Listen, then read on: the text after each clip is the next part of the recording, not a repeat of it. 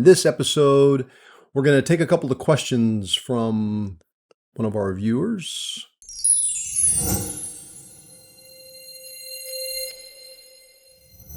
Hey guys, John and Jackie of OpenLove101.com. Welcome to our show. Go to OpenLove101.com, sign up for our email list. Also, hit the blue bell to be notified of upcoming videos here on our YouTube channel. And now, Courtney, what do you got for us? So the first question we have is what to do when your partner wants to play with a couple, but you're not interested in that couple. Ooh, that's pretty common, actually. Have we ever had that moment? Have you and I? Yeah. Where I'm What do you like, think? where she's hot, he's not. I mean, I think that's what it's kind of leading towards is when it's the most difficult thing. It's very challenging as a couple to find another couple that everybody clicks because everybody's got to click. Right. And if, so the fact that it's common, I mean, it's just one of those things where if it happens in our relationship, if I'm interested in a couple and Jackie's not for whatever the reason, because of the way our boundaries are set up, she would probably just say, if you want to go play with them, go right ahead. Right. And that's the thing to remember. John and I, our open relationship, we allow for separate play. Mm-hmm. So if we found another couple and I wasn't interested in playing or John wasn't interested in playing, that wouldn't automatically mean that neither one of us could play. Right. The person that's interested in playing could still go play, provided that other couple is okay with just having a third. The other thing that we've done is if there isn't an interest from one of us, the other, like we had a couple recently and I really I didn't have any attraction to her. And so you talk to the husband you ask him, do you play alone? Do you play separately? He's like, yes, we do. Yeah, that's right. And so then you guys ended up we played. And then there was another couple where I liked her and they were in the same situation. They played separately. So I ended up playing with the wife of that couple. So there's other options out there. It's just, a matter of how to communicate them and make it happen. Now, if we did not play separately, or if they didn't play separately, then we just wouldn't play with them. I mean, we've never, you hear this sometimes in the open relationship circle or swinging circles of taking one for the team.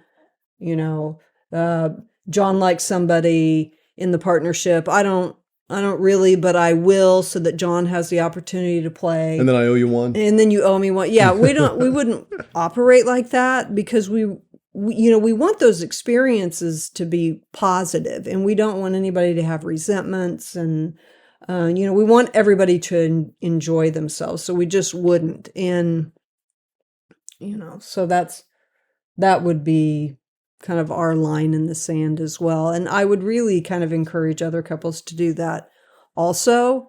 I mean, you want your yes to be 100% yes. Right. That's important, I think. And I wouldn't want John to do something that he doesn't want to do for me, unless it's jewelry.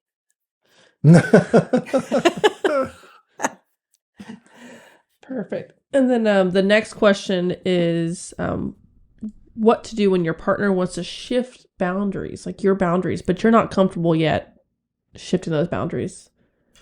Ooh. So I think it's really two parts. So first part is if you are in a position where you want to shift your boundaries a little bit, it's important to communicate that with your partner no matter what. So we use the example of no kissing quite often. We do.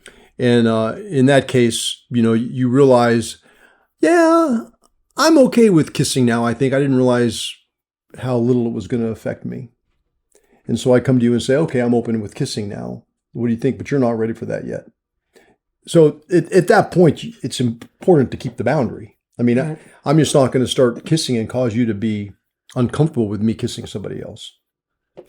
Now, what you can do is you've decided that kissing isn't that big of a deal that you thought it was going to be. So here can be be an option when we're having boundaries like that. And I understand what this person is saying with this question about not being comfortable with it. But one thing that I'm thinking of, and I'm just going to run with the thought, is in that scenario, I can say, yeah, but I'm not comfortable in you kissing somebody. You can be like, that's fine. I still won't, but I'm letting you know I'm okay with you kissing somebody if you want. Right. So the boundaries don't have to be 100% even, Correct. I guess is what I'm saying. You can still maintain that boundary for yourself, and your partner can maybe shift. And then, I don't know, maybe you'll even find out that from being allowed to kiss other people, that it's not as terrifying or is not as big a deal as you thought it was going to be, and you can loosen that up. But the point is making sure that you're honoring those boundaries, that you're not breaking those boundaries, that you're not pushing those boundaries, that you're not using the boundary as some kind of ploy over your partner. You don't want to make your partner feel bad for having that boundary, because here's the thing, boundaries oftentimes can be an ebb and flow kind of operation. You may have some boundaries that are absolutely set in stone. They're kind of like the 10 Commandments, like they're not moving. But you're going to have other boundaries that maybe are more in a gray zone. And if you're wanting those boundaries to shift one way or the other, they will based on how you treat those. So if you treat those boundaries lovingly and with a lot of respect, you may end up opening some of those boundaries that you had. But if you do the opposite of that, they may end up being boundaries that won't shift ever. Mm-hmm.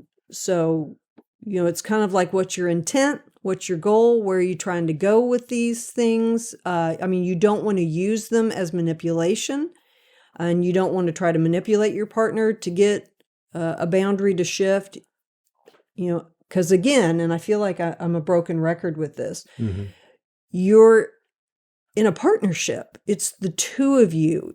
It's about, how do we solve this together so that the two of us can move forward and feel as though we're, operating in our authenticity. And you're not going to do that if you try any other route than that unity. And if you approach it in that way, from a unified front, working together as a team, as partners, if there's fear of like, well, this is something that was really important to me, and I don't feel like it's ever going to happen now, and you start having resentment towards your partner because of it, Great point. It's a really, that really is going to hurt the relationship. It's also going to hamper the maybe becoming a reality for you.